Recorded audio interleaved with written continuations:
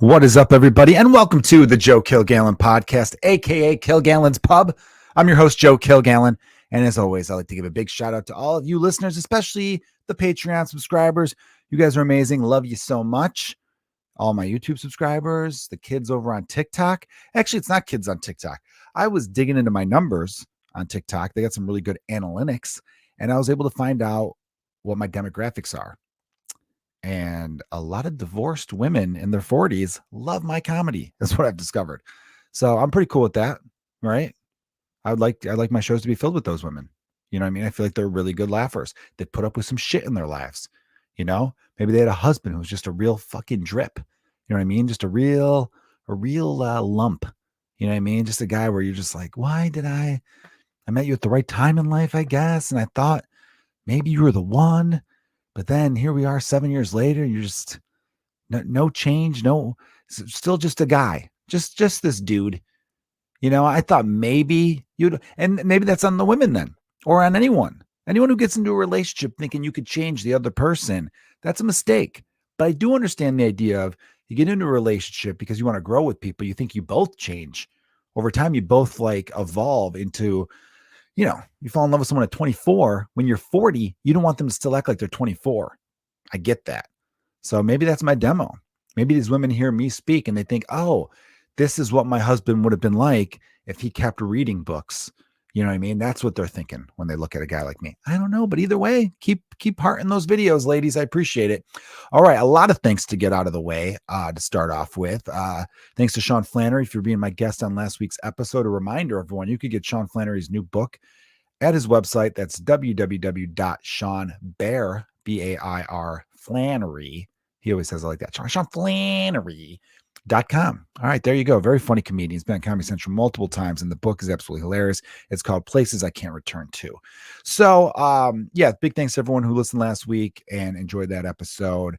I headlined Zany's Comedy Club in Rosemont, Illinois this past Sunday evening, and it felt amazing. It did. It felt great. It was the first time I ran the hour that I'm going to film in New York City at the Gutter in Brooklyn on September 17th.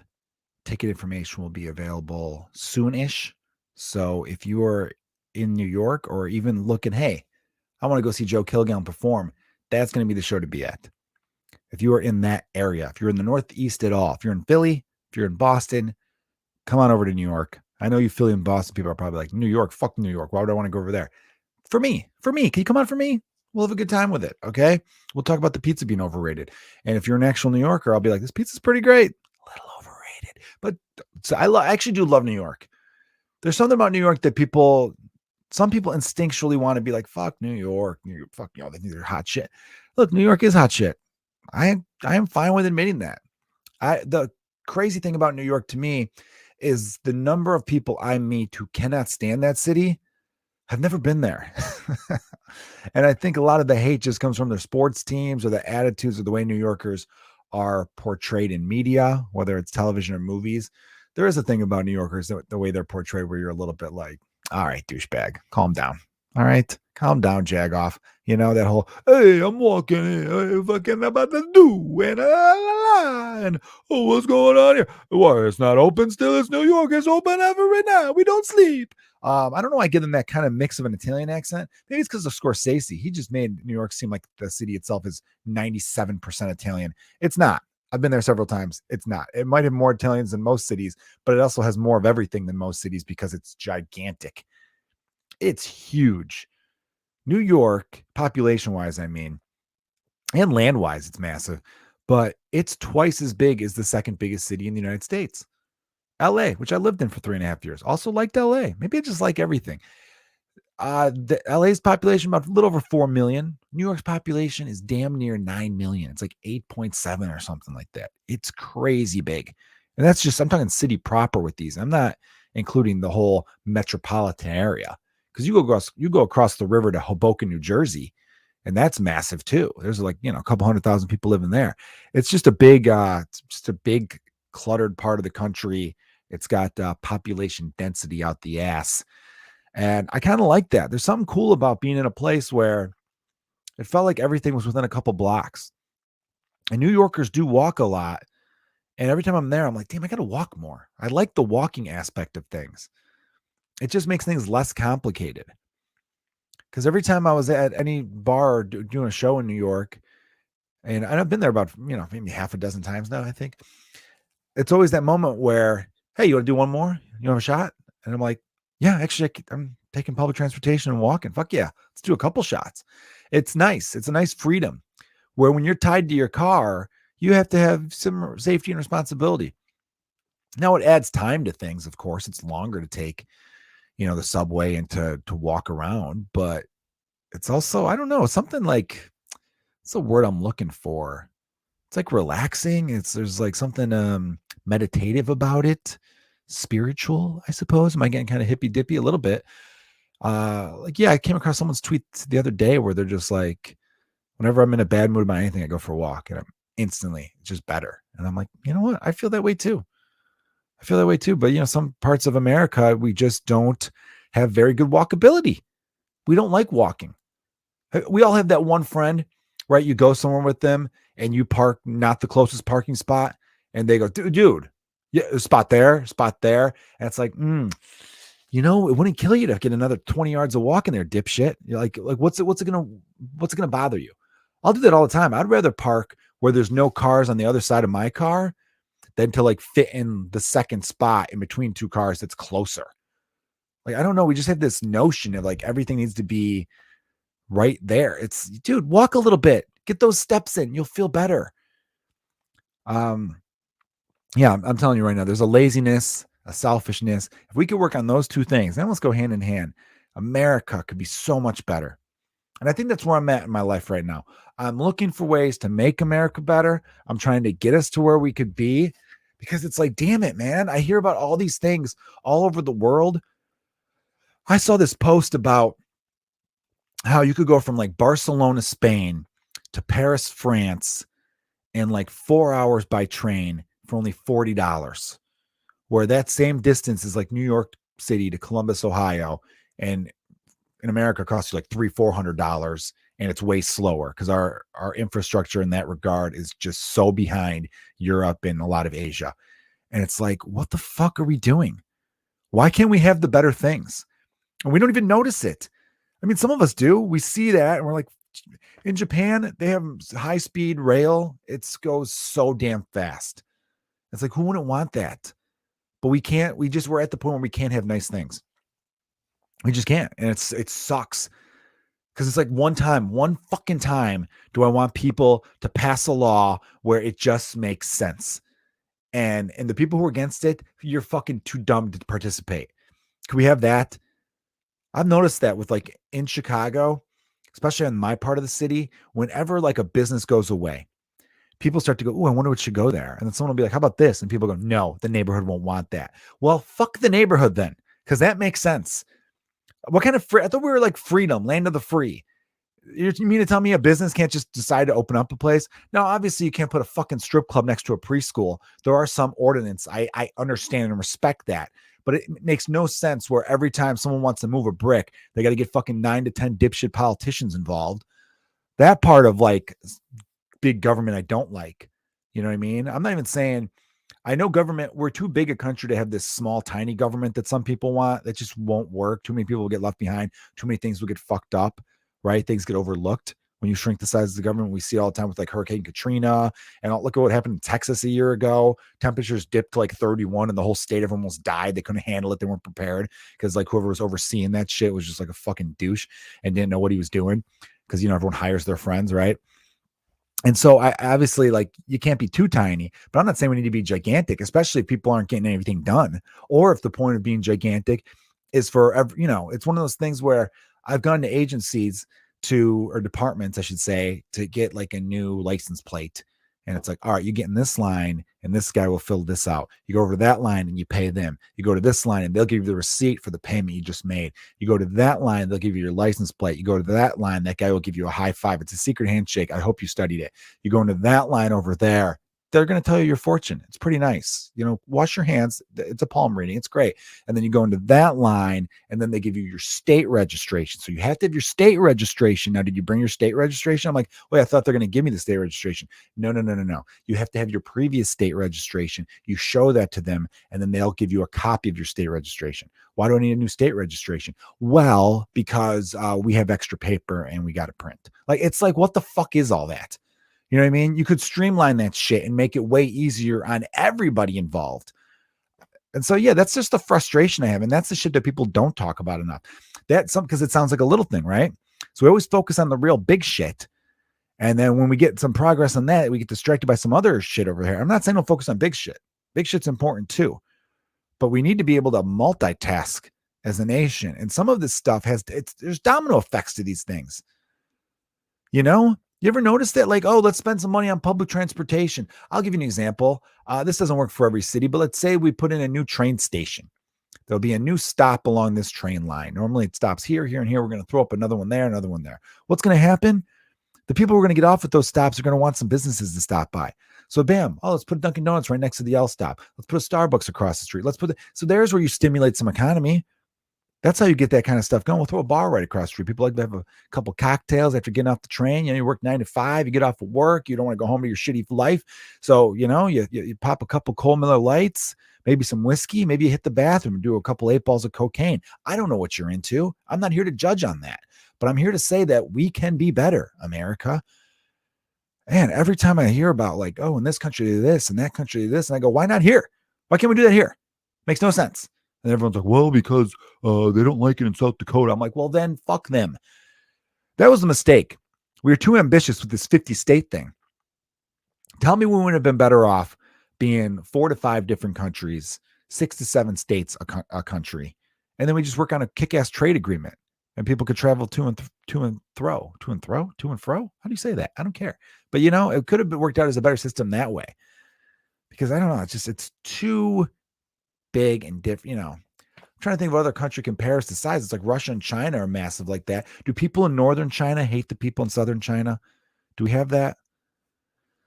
I don't even hate the people. I find the people I meet are usually pretty cool when you meet people, but you're meeting them on the basis of like, oh, it's a one time we're at the same bar or sporting event and it's chill. But then you get into the way some of these people think and you're just like, what do you care? Now, I saw this video today where I'm pretty sure the person who made the video is trolling, but they don't know that. There's an account called Libs of TikTok where they make fun of liberals. And the one person was like saying she identifies as a cat or something like that. Now, I've come across weird videos like that sometimes. And you know what I think? I don't care. And I keep going. They post and share it for like amusement, I guess.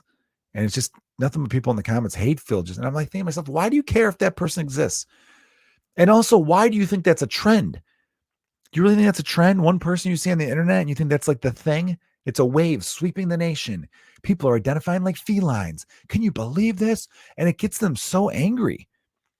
And they don't realize they're angry too. I pointed out to people, like, why are you mad? And they go, I'm not fucking mad. Like, is that how a sane person responds to that? I should know, as a person who acts that way in other ways, I could recognize that behavior in other people. That's why I always felt like I'd be a great coach, because I wasn't the best player, but I knew what I was doing wrong. And so I see these people and I'm like, oh, I used to act like you in a different way. I was never, quite hate-filled as you are, or hateful, but like I would overreact to things and take everything way too seriously. So that's something that's just like, I don't know. People got to fucking... Here's some good news though. I know I'm being negative. A good way American government or even state government worked well together. California recently passed a bill. High school classes for the whole state cannot start before 8:30. Grade school cannot start before 8 p.m.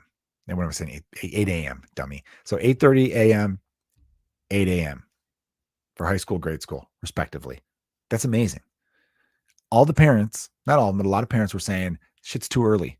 Okay, my kid plays sports or has after school, whatever, maybe they're in the glee club. And, by the time they get home, it's like 6:30. They got to eat, do homework. They're exhausted. And then they got to wake up at 6:30 to get to school by 7:30. That's crazy. Help us out a little bit. And then the state was like, yeah, sure, no problem. We'll start at 8:30. Let's go 8 a.m. for, kindergarten through 8th grade. And then high school, 8:30. And everyone's like, great, cool, done. And I read this and my mind was blown. My mind was blown. You mean to tell me people got together saying they wanted a thing, and then the state government said, sure, it happened, and it happened. It happened? Like that blowing my I couldn't believe it. It never, like that shit just doesn't happen. How many times do we hear an idea and we go, that'd be great, we should do that, and then nothing. Too fucking often. So kudos to the California state legislature and the people who brought upon the complaints for that bill. Because that's amazing. I would have loved that to start at 8:30. That's great. It never made sense to me, some of the school hours. Why don't we go 10 to 6? Or 10 to 6 is a long day. What I'm talking about, like, or 10 to 3, 10 to 4. Like, I don't understand this rise and shine early as fuck in the morning. Maybe because most parents were working in the morning, so the kids got to get the hell out of the house at the same time.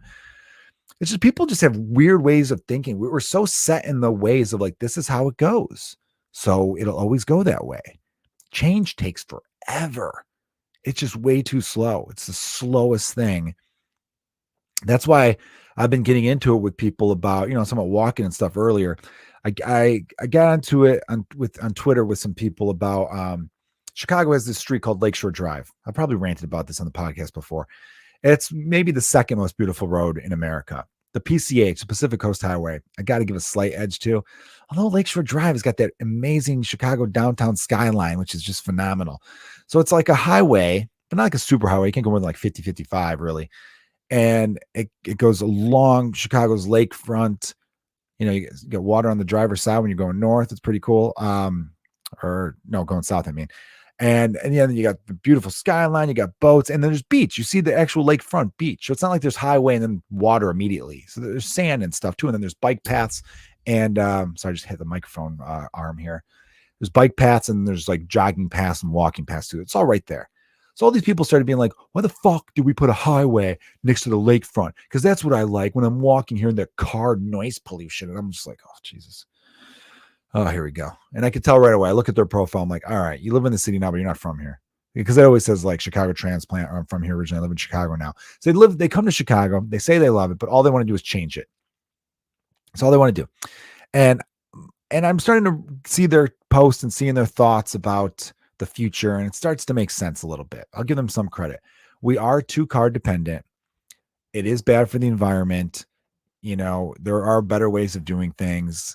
Again, I started seeing these European cities and these cities in Japan. And so it's like, all right, sure. Okay. Yeah. There's definitely better ways of doing it, but their way, I'm using this as an example because it's a good one. And I feel like this works with other issues. What they keep saying is get rid of cars. And I'm like, that's not going to work. Well, if you just propose the whole idea of eliminate cars, you're going to get a lot of fight. There's going to be a lot of blowback.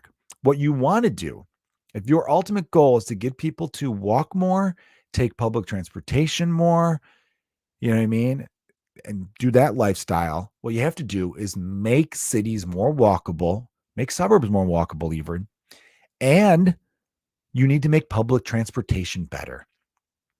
It's that simple. Make it so good that driving a car would just be a dumb choice. If it's fast, efficient, safe, and cleanish at least, people are going to take it more. They are. I mean, there's times I like driving. There's a freedom about it because you're never going to eliminate all cars. There's parts of this country you need cars to get to, and there's people who have trucks. And like, as a father, if my kid gets hurt, I can't imagine being like, oh shit, you just broke your arm. All right, well, let me check the bus schedule. What the fuck is that? So that's where these people need to have a little bit more realism. And I think it works that way with a lot of other things. There's a lot of other things in the world that people want instant change for, and you're just not going to get it. All you have to do is study history, even a little bit, get a D in history. And even that little of knowledge in that subject matter, you'll know that change is slow. Okay. And the best way to get what you want is to push for better alternatives to the thing you're trying to eliminate. That's simple. You know what I mean? That's what the best deterrent. You want crime to go down? Push for things that make it crime pointless. Push for a better economy. Push for more programs to help people out of poverty. Things like that. Those have always been the best way. I mean it. Adding more police officers, adding more prisons, adding more things like that, they don't deter crime. They just don't. It doesn't work that way. People are usually desperate people and are in bad places and have no other options. They get sucked into gangs, right? They go to these shitty schools. They're underfunded, hardly any resources, no after school programs, right? Parents can barely make ends meet, so they're working all the time. No one's really watching them. And then they get, they get caught up in bad groups.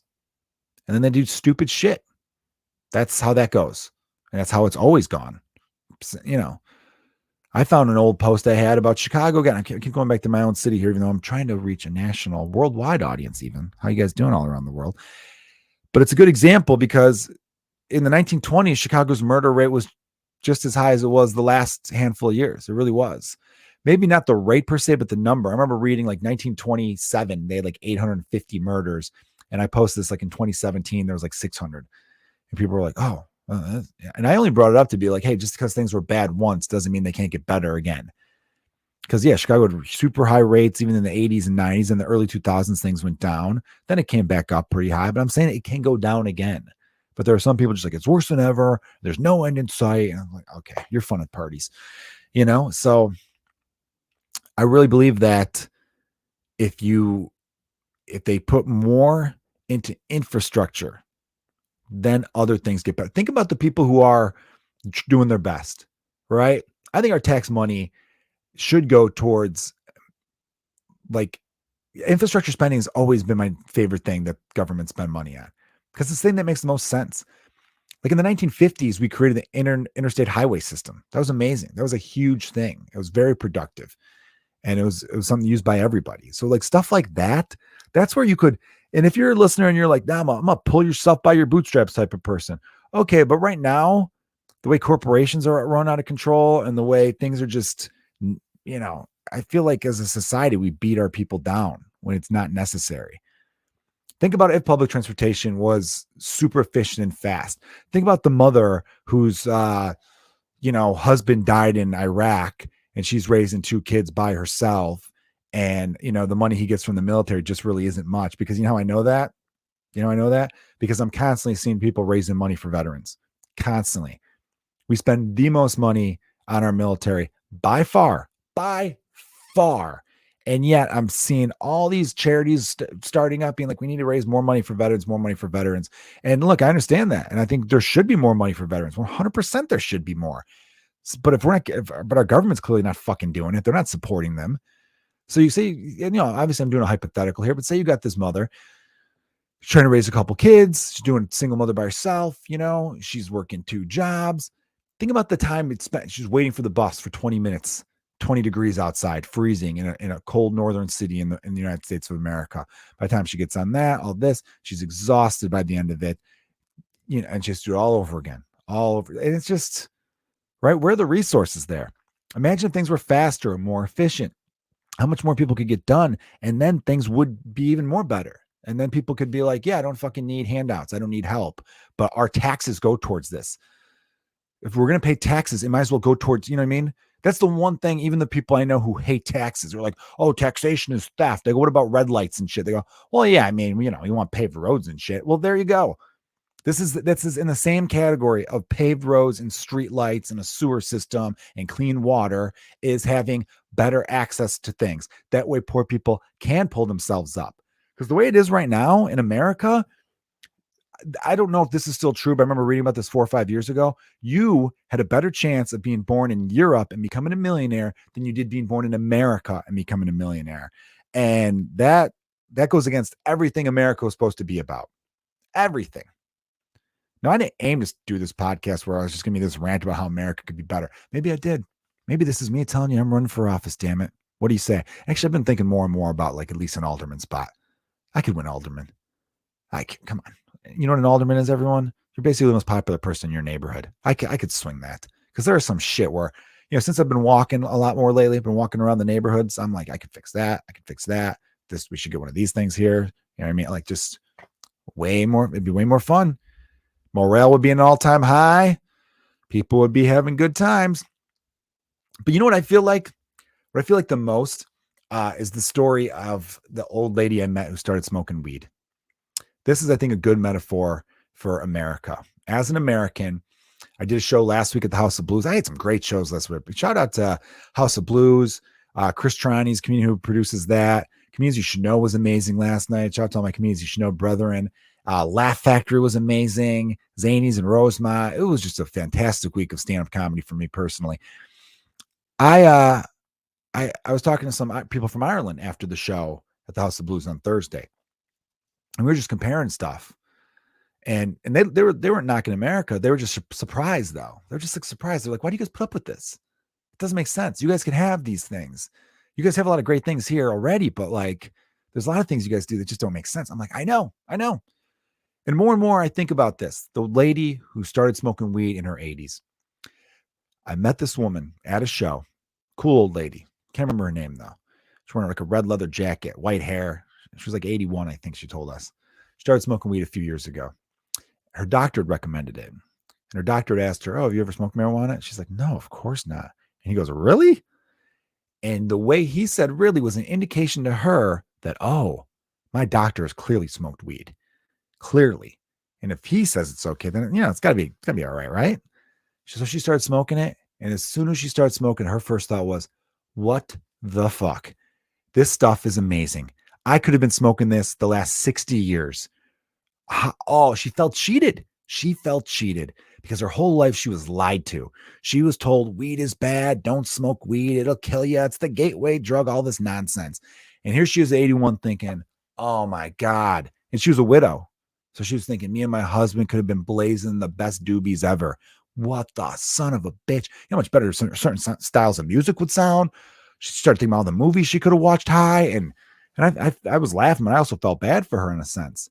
It was funny because like she was being funny, but then I started to feel like, though, I remember hearing that story and then the drive home and me go, damn, is there going to be a version like that for me? Something that was completely safe and cool. My version is talking to Europeans that I meet who are tourists here. Usually I meet them at a lot of shows. They go to comedy shows and just shooting the shit with them. It naturally comes up and they tell us about all this great stuff they have there in their infrastructure. Like I said, going from Barcelona to Paris for $40 on a bullet train. And I'm like, all this sounds amazing. You guys do all this stuff, just like everything's conveniently located. Feels like they always talk about like, oh, your taxes. They talk about American taxes. We have to turn them in. We have to do our taxes. They don't have to do their taxes in the country. America could do that. America could send us a refund or send us a bill. No middleman. Every year, just on April 15th, here's how much you owe us. Or, hey, we owe you. Every year they know the numbers. But instead, we have to fucking talk to accountants because that's that industry. Because the insurance or accountant industry, one of those, we're like, well, fuck, we need to make money as much as we can. That's the problem. Our corporations run everything.